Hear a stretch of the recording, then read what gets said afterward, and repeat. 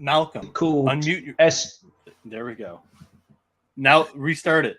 Your volume's on now. Restart it. Nothing's changed.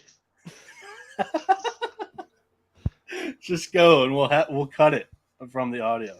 It's fine. The MLB Gambling Podcast on the Sports Gambling Podcast Network is brought to you by Shady Rays. Go to shadyrays.com, use the code SGPN for 50% off 2 or more pairs of polarized sunglasses. We're also brought to you by our NBA Playoff Survivor Challenge. We're giving away $250 cash and a $100 gift card. Sign up today exclusively on the SGPN app.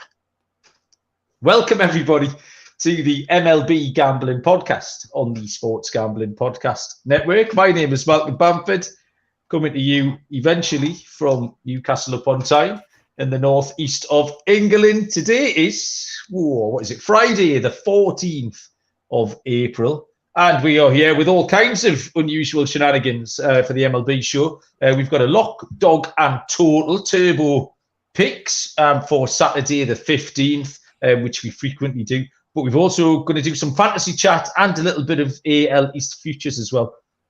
Firstly, joining me is our regular partner, Mr. Noah Bieniek. Noah, what's happening? How's it going, Malcolm? I'm doing pretty well myself. So Malcolm, I guess a little bit of audio technical difficulties. He's got a brand new setup and a new setting too. So shout out to Malcolm, and Captain Insano, first one in the chat. He's on board with it. Let's go. I think he's auto set that buffoon reply just to send at least 30 seconds in. None of that was my fault. I'm pointing out. I'm not taking one for the team there. That was nothing to do with me. And as far as my new setup's gone, I've moved everything 45 degrees to the left. So instead of sitting here, I'm not sure that counts as a new setup, I'll be honest. I'm facing west as opposed to northwest, which I was earlier on. But the reason we got some fantasy chat is that we've got the second hardest working man on the Sports Gambling Podcast Network. We got Mr. Blake Meyer here. Blake, how are you doing? I'm doing great. It's Friday. I'm done with work for the weekend. I get to come on and talk more baseball and fantasy baseball. Going to the Mariners game tonight. There we go. It's an amazing day for me today. So that is an amazing day. Instant jealousy. Firstly, before we get into all the stuff that we've got planned, just tell everyone about the new baseball show, the fantasy show, and give us details of your socials and stuff. I was going to introduce you with the Twitter handle, but I've already heard other people butcher it this week, so I didn't want to join the list, so I'll let you do that. Oh, it gets butchered all the time. I run the Baseball Money is Fake Fantasy Baseball podcast on the Sports Gambling Podcast Network with Ryan Gilbert, my very tall right-hand man. You can catch our show on Twitter at Fake Baseball. It's the coolest at on Twitter. You can catch me there too at Balake, BUHHLOCKAYE. And I'll plug my man Ryan too. You can catch him at R Gilbert SOP. We do episodes 3 days a week over there. I also write for Fantasy Pros and Rotoballer. I put 3 articles out a week for them. So I do a lot of content all the time, and I'm always down to talk some baseball.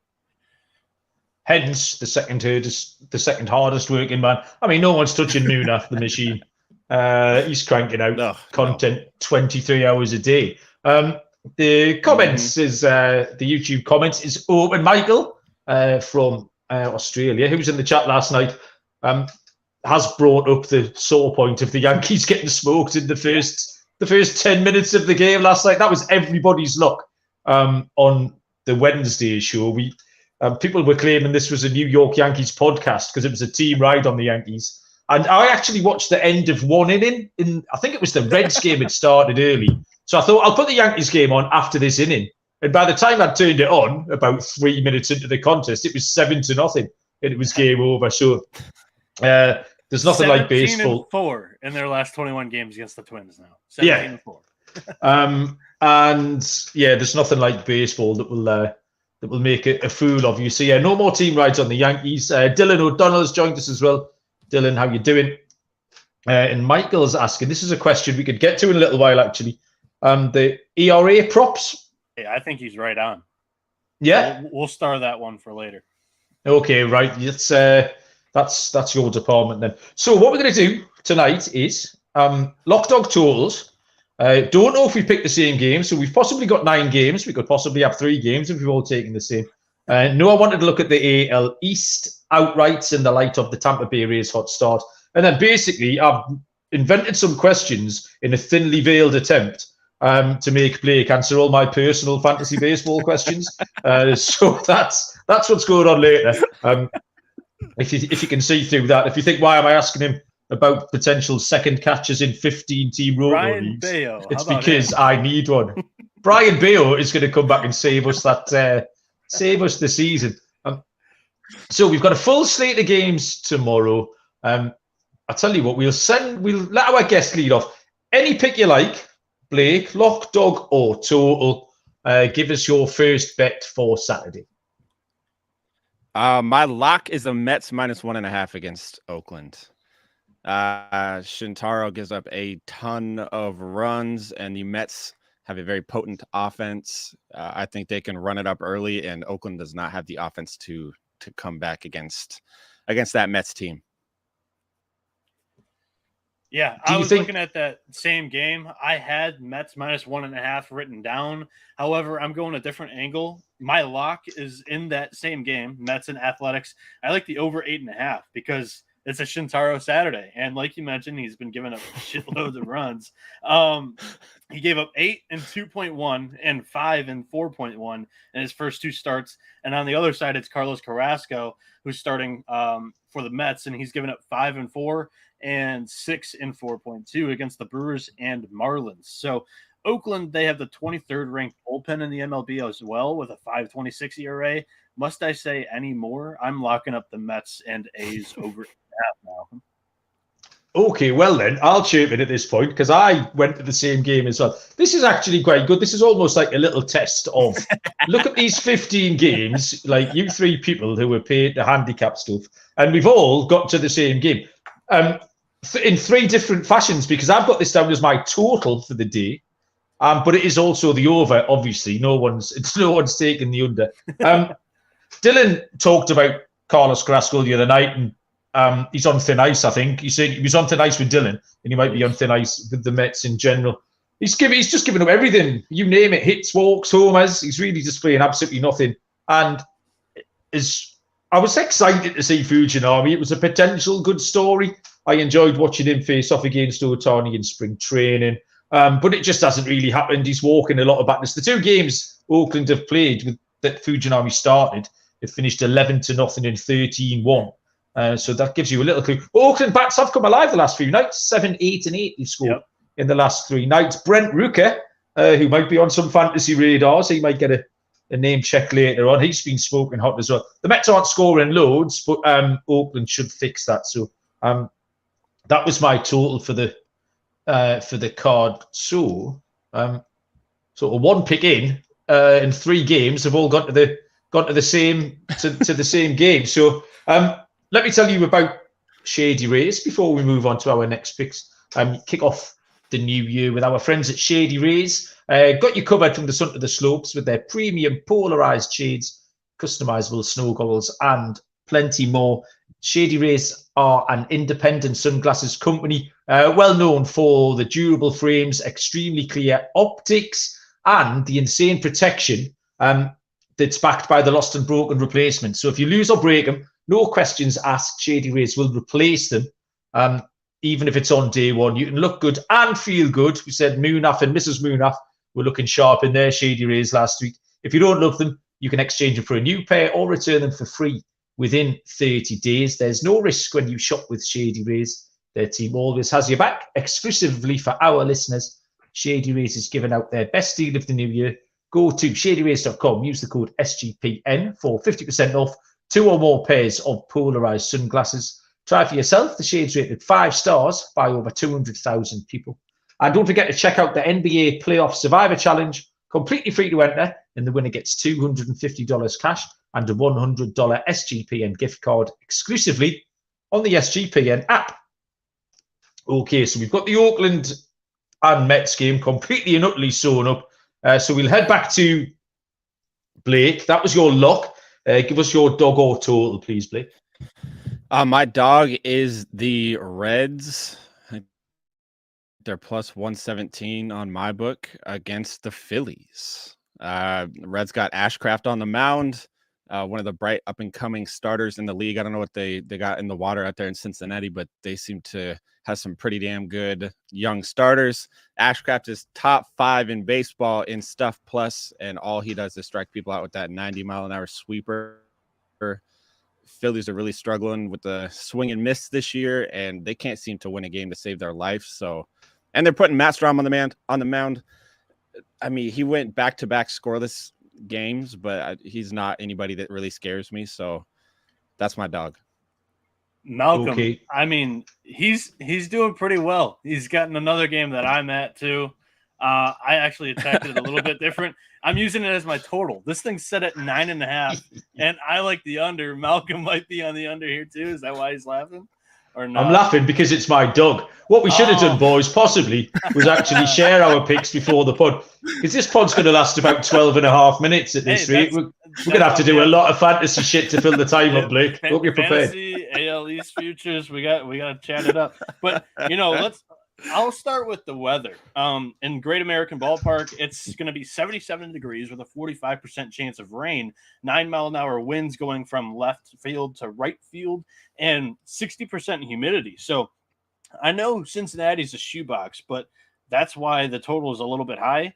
The ball's not going to fly as well in these type of conditions. The other reason why this total is opened up so high here is the pitchers don't jump off the page as household names. Matt Strom versus Grant Ashcraft. Starting with Strom, he's 1-0 in 3 starts. He has a 0 ERA, only an xERA of 2.46. So he has had a pretty good start to the season. He's got 10 strikeouts and 2 walks in 10 innings pitched total. Graham Ashcraft, he's 1-0 in 2 starts with a 2.08 ERA, 13 strikeouts, 4 walks, and 13 innings pitched. Plus, Ashcraft is a ground ball pitcher. 58.8% of his contact against him goes for ground balls this year so far, and we're not too worried about Cincinnati's shootbox because it's staying on the ground most of the time. Lastly, the Reds and the Phillies have played each other 4 times this year. The under 9.5 is 3-1. Both of these teams have bottom 10 bullpens in the MLB, so I fully support if you want to take just the first 5 under here, but that price hasn't come out for us here a full day early. So I'm completely fine with a full game total under as well. Okay. Yeah, so am I going to be the third person to tell you stuff about Graham Ashcraft? He was a bit of a darling on the show last year. We talked about him a lot. We pulled Moonaf's leg that he put him up to win Cy Young, which I'm not sure was strictly true. But in spring training, he looked quite sharp, and there was notes about his velo going up. And he just generally looked better. I put out that little article last week of pitchers to follow who will make you money this season, one of which hit last night. Spencer Turnbull, who we need to talk about later, Blake. He's on the list because we can know a little bit of a crossroads with Spencer Turnbull. But he cashed last night at plus 185 in a matchup that I didn't take him at all. So lesson learned there. So I've kind of painted myself into a corner following Ashcraft. But I really, really like him. I don't dislike Matt Strom. But like you say, Blake, he just doesn't really blow your skirt up. And I'm out on Philly. Philly just look a little bit disjointed to me. They've lost 3 in a row since you've been competitive. I did like a few other dogs in here. Casey were a decent price at plus 120. And I quite like Texas as well. So I tried to find another one, hoping that we'd all find something different. But I also wrote down Milwaukee, the Cubs, and the Twins. So. Oh, wow. So dogs galore. So I easily could have won a different way, but you know what? Did the handicap on the Reds, and here we are. Absolutely. Okay, so that was dog and lock sorted out for Blake. Right, let's see if we can make it sleep. It almost feels like a challenge now that we've all got the same game for our next one. Blake, what have you got? I went for my total. I went Cleveland and the Nationals under Different 9. game. It's more. I have no faith in the Washington Nationals whatsoever. I think Cleveland can put up runs this game. I know Cleveland is running Plesac out, and he hasn't been the steadiest pitcher on the mound this year. But there's something about this game that screams like 6-1 to me, because the Nationals really are that bad, and they don't really have the offense to put up a ton of runs anyways. And I think both of their last 2 games went to the under as it is. So that's where I'm going. Okay, so the Guardians and the Nationals, that's Zach Plesac against Chad Kuehl, the under 9 for Blake. Noah, what have you got left? So I have my dog left, and I mentioned all the teams that I was looking at, and I am going to go with the Milwaukee Brewers. They're plus 110. It's a small dog at the San Diego Padres. We have to jump on these early season opportunities to back Freddie Peralta and the Brew Crew at a plus price, because he is, in my opinion, re-breaking out, because he's excelling at limiting hard contact, and he's racking up strikeouts. He's 2-0 on the year, with his first 2 starts adding up to only a 0.75 ERA, 14 strikeouts and 12 innings pitched. He's facing Seth Lugo, who's also off to a great start in his own right. He's 2-0 with a 1.38 ERA, 12 strikeouts and 13 innings pitched. Against right-handed pitching, Milwaukee is 6th in the MLB with a 785 OPS. San Diego, 17th with a 707. Also add in that the Brewers have the number 1 overall bullpen in the MLB in ERA. It's sub 110. So I'm taking them as a small dog, Brewers plus 110 for me. Yeah, I think we handicapped Freddie Peralta last night, didn't we? Because he was slated to go against Michael Wackett tonight. Eric Lauer is going tonight. And right, okay. They flipped days. I don't know. I don't understand why, but yes. Yeah. But I said last night, Peralta's been one of my favourite pitchers of the season so far. I've got him on a few teams, so yeah, really enjoy watching him. And would happy to back him there. The Seth Lugo experiment seems to have been going on for years. It also sounds like the name of a band that your dad was into. But he's going okay so far this year.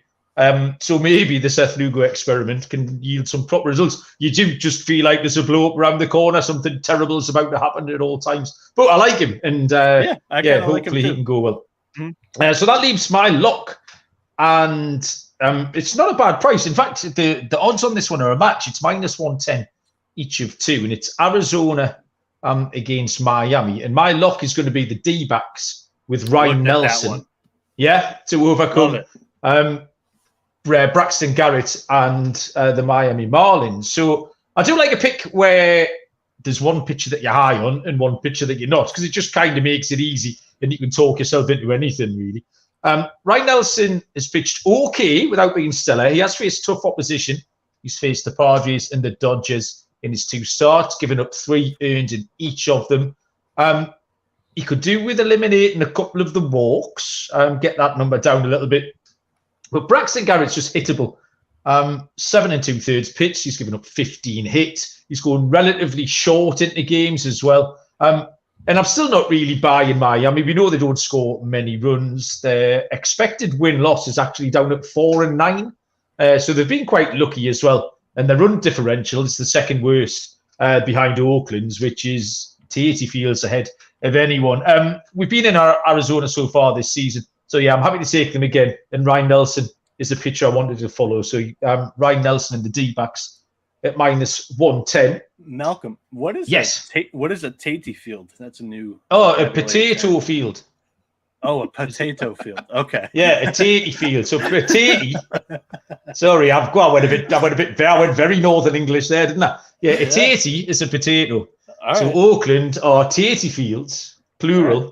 Several potato fields behind everybody else. Is that okay? There we go. I like it. I like it. Well, it's been about 2 days since we've had a review complaining about my accent, so I like to throw the odd thing in there just to give the owners something to get their teeth into. Right, I'll tell you, people do like the Sword Vitality read though.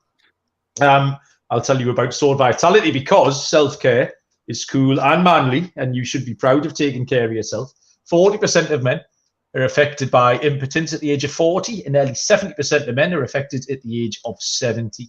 So stop buying those dodgy little blue tablets that you hide in your sock drawer. Sword Vitality will help increase your blood flow in ways that help you thrive as a man. It's time to become a Sword Vitality man. If you're experiencing erections in the morning, 3 main benefits are increased blood flow, in ways that help you thrive as a man in the bedroom. Sword Vitality can help increase your stamina, and you don't have to hide it. You can be proud of it. Unsheath your sword. Visit swordvitality.com. Use the promo code SGPN for a nice discount at the checkout. That's swordvitality.com. Promo code SGPN. Right, so locks, dogs, totals sorted. Noah, you got in the chat the other night and mentioned that the AL East might be an interesting division to have a look at because the Tampa Bay Rays have obviously come out of the traps really quick.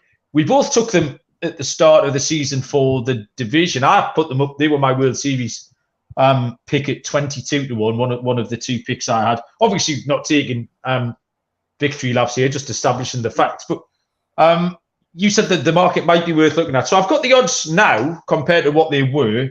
And then you can give us your thoughts on them, Noah, and we'll get Blake involved as well.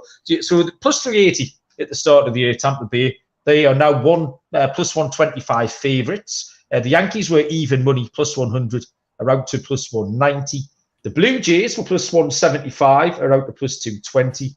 Baltimore are 30-1 from 20-1, and Boston are 40-1 from 20-1. So did you bring this up because you thought there was some value somewhere? Yeah, I do. Or and you actually, wanted, okay, come on then, hit me. Some of the prices that you wrote down, I actually found better. Okay. And that's obviously like England book and American book.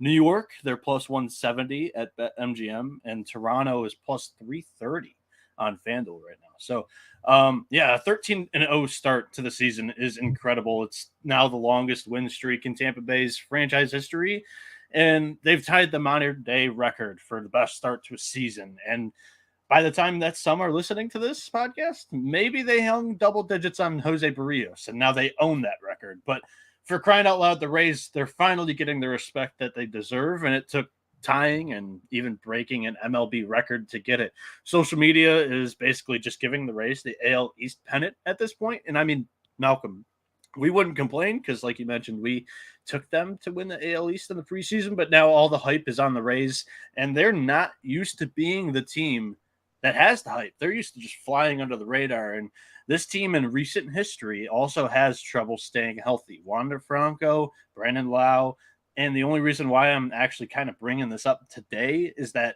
we just saw Jeffrey Springs go down. Zach Eflin also left due to injury this week.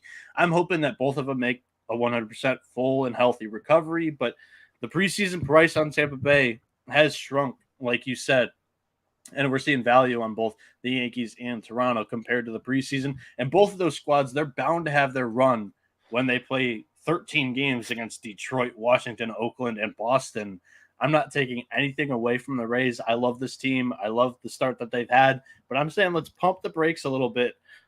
They still have $150 left to play this season. Malcolm, Blake, do either of you have any interest in jumping in now on the Yankees or Blue Jays? I'm thinking about personally taking Toronto plus 330. That was going to be my question because it's all well and good giving us the reasons why there might be value, but you need to give us the option which one of yours it is. So you're telling us that it's Toronto. I think so. Blake, what do you think of this? I mean, I think Tampa Bay runs away with the division too, but for money's sake, I do think that there's some value there on Toronto. They're very underperforming. It's one of those things where Tampa Bay is probably not as good as they're playing right now, especially with all those pitcher injuries. Although I think they're going to call Taj Bradley back up to fill in for Springs while he's out. I don't think he's going to be out for that long. And then Toronto's not as bad as they've been playing. Alek Manoah is not as bad as he's been playing. Jose Barrios is as bad as he's been playing. But Bassett just had a nice start as well. So if he can build off of that, their pitching will come back. Gossman is a Cy Young candidate once again. So, yeah, I think over the course of the season, Toronto closes that gap, and they do have a legitimate chance of overtaking Tampa Bay, especially if those injuries do keep piling up. I looked at the Yankees and the Blue Jays and just kept picking holes. I was just able to pick more holes in them. Yeah, Blue Jays do have a lot of talent, but I think what we've seen from them so far is what you're going to get. Like, it's going to be very up and down. It's going to be a bit of a roller coaster. The fundamentals aren't great. They fixed some of the outfield problems. Kevin Kiermaier has been great. in the field. But they're just going to go through spells like this. I mean, even they got turned over by Detroit yesterday. They should have been turned over by Detroit the day before. Yeah, small sample. I get all that. But I think this is what you're going to get. And then the Yankees are just, they've got problems as well. Volpe's been sticky at shortstop. The outfield at the start of the season, we mentioned Aaron Hicks. They're still trotting him out there. They've paid him. They've given him a huge contract. Franchi Cordero's been scoring all of their runs, and he has to regress. And so I just couldn't really see. The only alternative, as odd as it sounds to me, was Baltimore, who are a bigger price now than they were at the start, who have done nothing different to what we thought they were going to do. In fact, I had them down for a little bit of regression, and they've been more than competitive.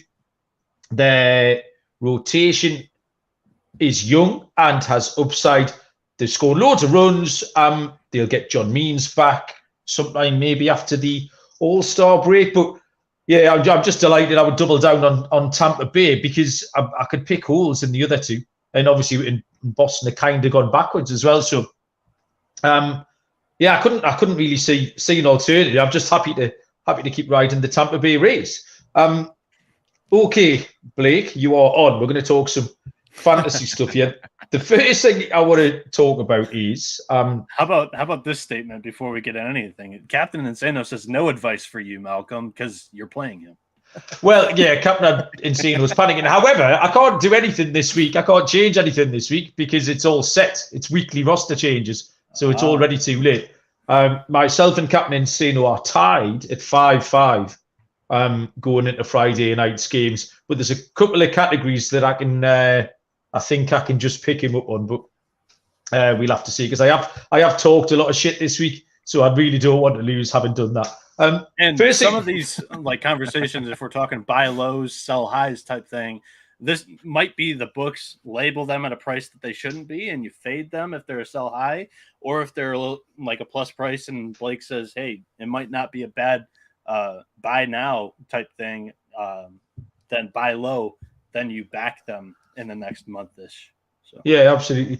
The TGFBI League, Blake, with the Great Fantasy Baseball Invitational League, which is the industry league run by Justin Mason over at Fangraphs, and somehow they allowed us in to play. Me and Noah are sharing a team. I'm not going to go on about it, but we're currently top of our league. Just saying, Blake. This is really the only reason we brought this up, just so we could say that we don't actually want to talk about it. You just want to tell me about it. No. That's okay. Everyone can go. That's it. Okay. Done. So yeah, we're going okay. Like, did I mention top of the league? Anyway, how did you draft and how have you been getting on, etc.? I drafted really well. I have some of the best hitting in TGFBI. You can go look at the overall standings and you can see kind of how people are doing hitting wise and things like that. Overall, my hitting is spectacular. My pitching is letting me down in a major way. And it's mainly because I tried to roll the dice on closers that I shouldn't have. I took Daniel Hudson for the Dodgers. Thought the injury was going to be short. Definitely not short. And then Daniel Bard screwed me. I'm in 7 leagues, and I took Daniel Bard in all 7 leagues as he was just supposed to be my ringer for saves this year. And who knows when he'll be back there. Although the recent news is he might be back by the end of April, which please come back because I need that. But other than that, like my pitching just hasn't been getting me wins. It hasn't been getting me saves. It hasn't been like I used a bunch of my fab budget on Dre Jameson the other day, and he pitched 4 innings of shutout ball, which was yay, but also like just pitch a 5th inning and let me get a win because I needed that. Yeah. But yeah, so they're gonna let him stretch out, and we'll be okay with Dre Jameson. Oh, yeah. We have him too. Yeah, me and Noah picked him up last weekend as well, so on the same page there. It's our hitting that's gone better for us. Our Guardians have gone well. Noah, we had Ramirez and Jimenez. Randy Rosarina's been a great. For what it's worth for the listeners, Blake is about 110 points higher than us in hitting right now, so he has that over us. Okay. Don't give him any credit, man. Well, this is our flex. Give me all the he's credit. He's our fantasy baseball host. We gotta give him That's what I'm here for. We've been really lucky with injuries, Noah, is what we've done. We haven't none of the big injuries happened to our players. We drafted Tyler Glasnow, even though we knew he was injured, and then we've lost Brian Bello for a couple of weeks, but that was fine. So you've got to carry a lot of luck. We've dodged that shortstop position with all those injuries too. Yeah. We have Xander Bogaerts, who's okay. So yeah, I think the biggest success in our draft so far has been Logan O'Hoppe, who's tied first for homers on our team of 4. So I've got a couple of things that we need addressing, and I'm sure other people out there. First off, we got no outfield depth, really struggling. We've got Avi Garcia, who's not doing very well. Will Benson, who is a walking strikeout. David Peralta's not doing much. Kyle Stowers didn't work out. We've just got Leody Taveras back from the IL, so we've slotted him in. But we need some outfield depth, Blake. So sort of players who would have been drafted maybe 200 to 300 who might still be available. Where do we need to look for some depth in our outfield? Okay, first would probably be Franchy Cordero if he's still available. I don't love him for the long term, but he is a good short term kind of fixer-upper because, I mean, he's a weird one. He has all the power potential in the world, but I think he had 235 at bats last year, 250 at bats, and he hit 8 home runs. And now he's got a home run in like 4 straight games for the Yankees. But the thing is, he's a very ground ball heavy hitter normally. And I just wrote about him in one of my articles for Rotoballer earlier this week. The way that he's going to be successful for the Yankees, if he can be a pull hitting fly ball hitter. He needs to be predominantly a pull hitting fly ball hitter, which is what he has been the last few games. So if that sticks, Franchy Cordero becomes a steal if you can get him off of waivers. If that doesn't stick and he goes back to the old Franchy, don't hold him for too long because that could kind of kill you. Somebody else later on might be, oh man, I'm trying to think of guys that would be still available in TGFBI because that's such a deep. It is. I've written 4 down, Blake, if you want me to throw those names at you because they were available in our league. 4 question marks. Mauricio Dubon. I'm iffy on him. I don't know if he offers you enough fantasy value to be worth the fab budget. Okay. Kevin Kiermaier. I like Kevin Kiermaier. That's a good one. If you can get him run potential, he's got the speed to steal you some bases. He could steal 15 to 20 bases with these bigger bases this year. The average is going to be hit and miss. You hope for 245. So somebody that can hit 245, score 80 runs, and steal 10 to 15 bases, that's excellent. That's somebody I would pick up. Yeah, he's hitting his average is right up there, which I think I filtered it by average, and that's what brought him to my attention, really. Otherwise, I would have just looked at his name and just passed, because you kind of think you know everything about him. But I did see him because I filtered it by average. So that's positive. I'll underline that, Noah. Connor Joe. Oh, I'm so torn on Connor Joe because I want him to be good, but he couldn't even be good in Colorado. And so now that he plays in Pittsburgh, we've seen the best Connor Joe we're going to see, although he offers a little speed, which can be helpful. But other than that, he doesn't have a lot of power and the average is okay. Yeah. I'm a Connor Joe fan too. I don't know though. Like I don't know if he's fantasy viable right now outside of Coors. And the final name I've got written down is Brent Rooker. He just hits 2 home runs every day, doesn't he? Interesting one. Yeah, and I mean, how long can you keep that going for? Because I would love to see that keep going. And I mean, Oakland sucks, so he's going to get all the chances he can at the plate to perform. And they've got Esteury Ruiz, who I absolutely love as well, hitting leadoff now. He's hitting above 300. So there's always going to be people on base for the most part when he's up. So, yeah, but he is one of those guys, you boom or bust. You hit him just hoping, or you pick him up just hoping for the power. I don't even know what his power potential would end up being. I couldn't give you a number, but I mean, hitting 2 home runs in multiple games, pretty that's a good one to take a flyer on in that deep of a league, because that's a 15-team 30-round draft. So like 450 people got taken there. So yeah, that's a good one to take a flyer on. Okay, right. That gives us some food for thought, Noah. When we make our list. Second question is catchers. Obviously, notoriously shallow. We have hit lucky so far on Logan O'Hoppe. Our second catcher is Christian Bethencourt, who is hitting 182. Pretty much splitting time evenly with Francisco Mejia. There's a dearth of options on the way. Is there a name that we just haven't thought about? The only name that I saw on there was Reese McGuire, and that's because he's done bits and bobs over the last few nights. But is there a name totally off the radar that Captain Insano doesn't want to pick up that I might do? For me, it would be Diaz out in Colorado. Elias Diaz. Me and Ryan talked about him the other day on the podcast at the beginning of the week. He does get that Coors advantage, which in terms of fantasy, your two best friends are Coors Field and Grickham Ballpark. And he's shown that he, just like most other people, he can hit really, really well there. He can hit for a good average. He has legitimate power. He's a vastly different player on the road. So for these next couple of days coming to Seattle is the most pitcher-friendly park in all of baseball, and it's not even close. I think San Diego is the second most pitcher friendly. And it's like for the StatCast ballpark data, 100 would be like league average. T-Mobile is a 91. And I think Petco Park is like a 96 or something like that. So you're going to have to kind of hope for the best when he's on the road. But when he's at home, the output that he's going to give you is going to make you forget about how bad he is on the road.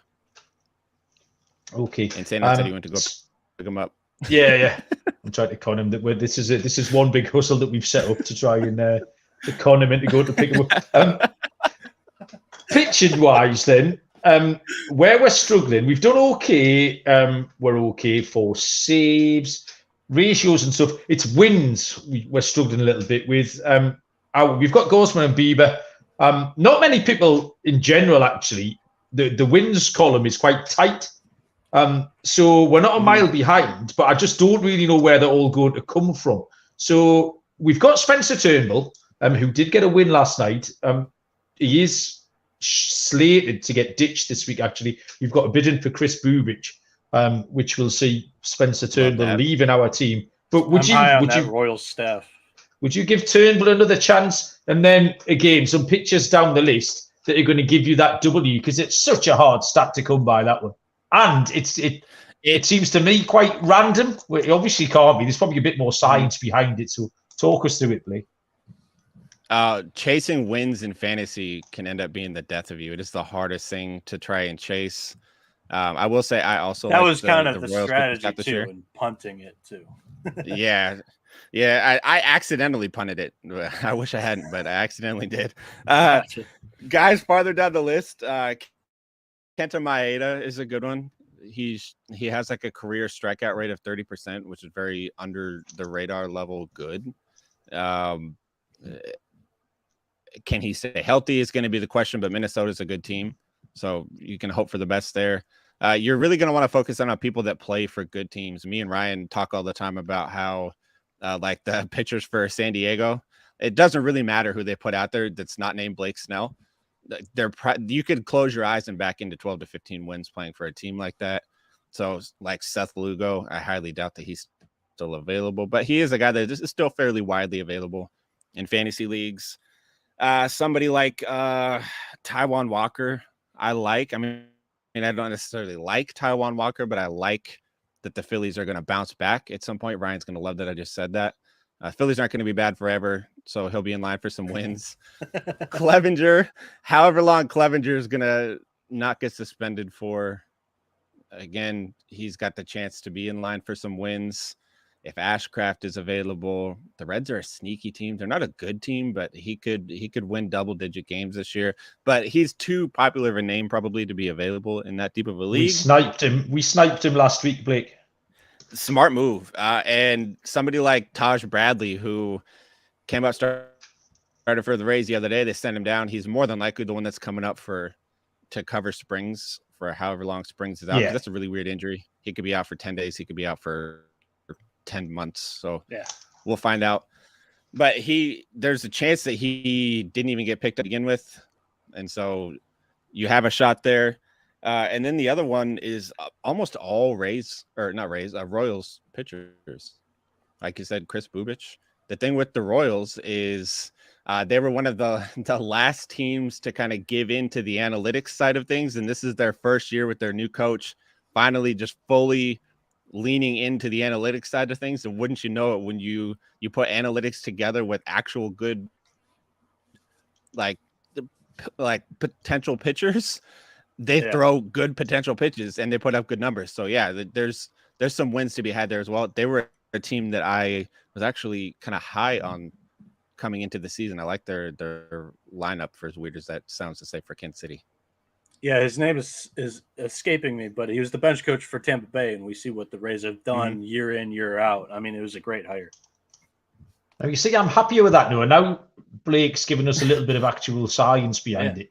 Because Brad I think Keller, there was someone who plays in this league. He's a Finnish guy called Jordan. And he tweeted out that every team with joint managers has one who's in on Bubich and one who's out on Bubich. And I tagged Noah in it because that's exactly the position we were in.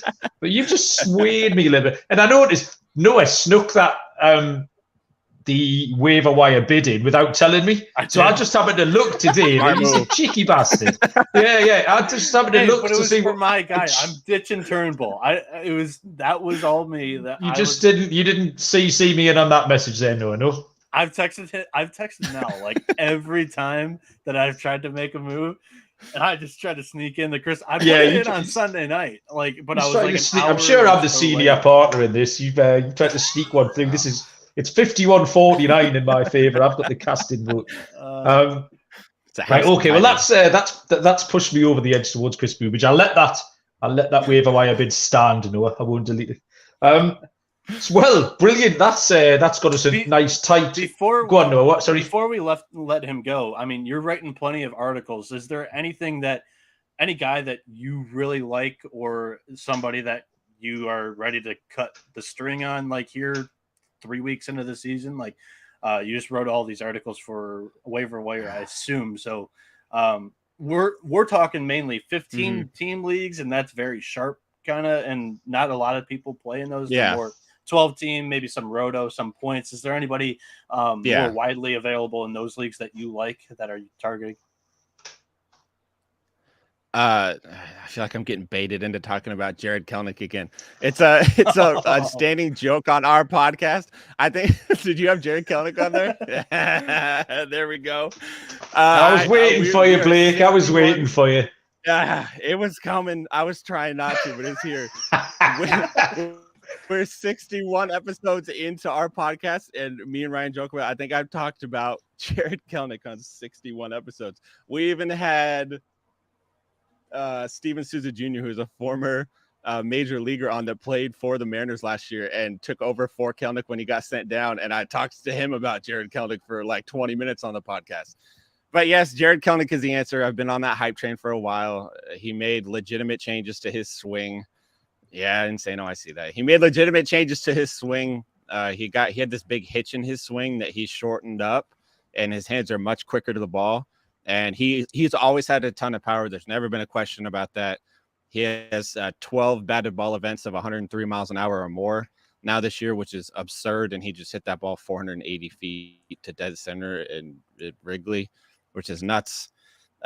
Somebody that I am in on is like a trade target potentially. Marcus Semien started the year really slow. People early on get sick of their, not necessarily a first round guy, but not an end of the round guy, but like a fourth. I think he was going 4th or 5th round. He's struggling, but he struggled last year as well. And then for the last, I don't know, from like, it was like the end of May on, he hit like 26 home runs and stole 28 bases. He's trending that way currently.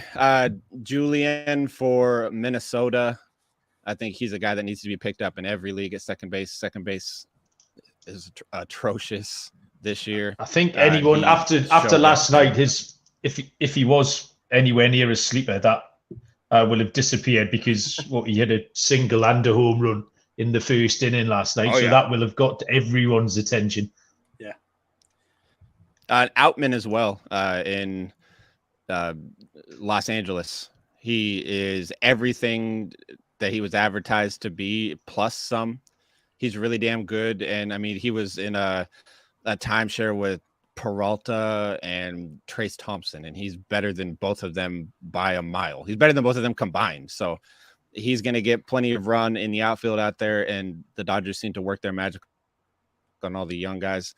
I'm not a proponent of being very rookie heavy in fantasy because that can come back to bite you. They are very streaky.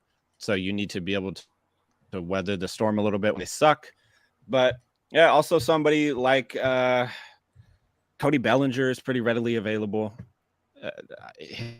His average isn't going to be the greatest, but I think it's going to be better than it was with the Dodgers. And he's shown some power as well. He's hit a 19-inning home run off Paul Sewald the other day, which was a monster home run. Guys like that, I really like. Gotcha. And for my entertainment and the audience entertainment, we have an SGPN Dynasty League. Can you let us know who drafted Jared Kelenic and who rosters him right now? Oh, God damn it. I drafted Jared Kelenic. I'm in 7 leagues, and I drafted Jared Kelenic in 7 leagues. And last, Wednesday, I dropped Jared Kelenic for nobody that is even relevant, and Ryan picked him up immediately, and he laughed at me when he picked him up. And now Kelenic has a home run in 3 straight games, and he's probably gonna hit one to me sitting right behind the right field fence tonight with a beer in my hands, and I'm just gonna revel in the fact that I could have had him in that league. And now Ryan said he's available for trade, which that sounds like a great episode idea. Oh, that is good. Mm-hmm. Captain Encino says everyone has to drink when Kelenic's mentioned. Sounds like Blake's going for a couple of beers now. I've got a little bottle of Shiraz over there, which I'm going to get stuck in. Just, I'm going to come to you in 1 second, but just before we go, Blake, tell us, just because I'm jealous and interested, just tell us a little bit about your game day experience today, your match day experience. Who are you going with? You having beers? What's the situation? Talk me through it. I am going with my girlfriend, Tyler. We have a kid-free weekend this weekend. We have 3 little ones at home. Nice. This one, we got no little ones at home. We were going to do a little like dinner and a movie type thing. Realized game was tonight. Take us for $20. So it's like a 45-minute drive to get to Seattle. So it's not like a short, we'll just drive up there to the game. Going to get up there early. There's a brewery right across the street. I'm going to get a pulled pork and a beer outside because it's way cheaper, and then I'm going to go in and spend $12 on probably 5 or 6 more. And yeah, I think we're 5 rows behind the right field fence, so I can yell at Teoscar and tell him how good he is the more I drink, and hopefully get my hands on a fly ball. Oh, right. Mate, brilliant. I've mentioned this a couple of times on the show, but I have tickets for the London game, Blake, Cubs and Cards, which isn't very far away now, actually. Maybe about 6 or 7 weeks away. So that will be my first MLB game. So yeah, I'm looking forward to that one. Noah, before we crack on, any other picks, any other bets, or any other shenanigans this weekend you want to tell us about before we go? So just follow me on Twitter, 77NB, college baseball, MLB the whole weekend. Carlos Carrasco, he's pitching on Saturday. Target him for stolen bases. So like Blake mentioned earlier in the podcast, Esteury Ruiz on Oakland is one name to keep your eye on in that game for a stolen base prop. And just keep your eyes peeled on Twitter. I'll be firing away on some picks. Might attend a college baseball game this weekend. We'll see. Excellent. Looking forward to everything. Big weekend here. Newcastle play early tomorrow against Aston Villa, which is a big game. But I do the horse racing for Ryan and Sean. It's the Grand National tomorrow. Now, I've mentioned this every year. If you've never watched the Grand National, I very much advise that you do it. It's an Aintree racecourse in Liverpool tomorrow. There will be 40 runners in the race. The race is 4.5 miles. Do you remember this one? Yeah, it's 4.5 miles over obstacles the size of your house. And it is absolutely nuts. It's one of the greatest sporting spectacles you will ever see.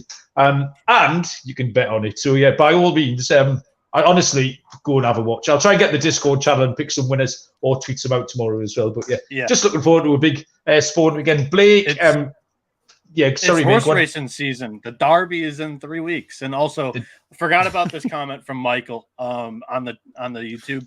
Have you guys noticed that season under ERAs props have been losing much more significantly in this season more than previous seasons? He says it must be the new rule changes. Your thoughts? And I'm right there with him. With more stolen bases and no shift, the averages are up, and you're moving base runners over more frequently. That's going to cause more runs, and the ERAs for pitchers are going to go up. So if you do have like game-wise props, like under earned runs for each pitchers, those right now are also another hot topic in the gambling space. Cheers. No, yeah, we did forget to come back to that. Appreciate it. We do appreciate Michael joining from Australia as well. International baseball show, this one. Blake, thank you very much. Really appreciate it. Enjoy the game tonight. I will stick that game on the TV and see if I can spot you. You need to make a sign saying hello, Union flag, hello the UK, something like that. Baseball money. I got you. Yeah, something. So yeah, enjoy that, mate. Enjoy the rest of your kid-free weekend as well. I'm jealous. Noah, thank you very much, mate. I'll speak to you on Sunday. Everyone who's in the chat, we do appreciate it. Get some bets on. Good luck with them. We'll be back on Sunday, and until then, we'll see you down the road. Cheers.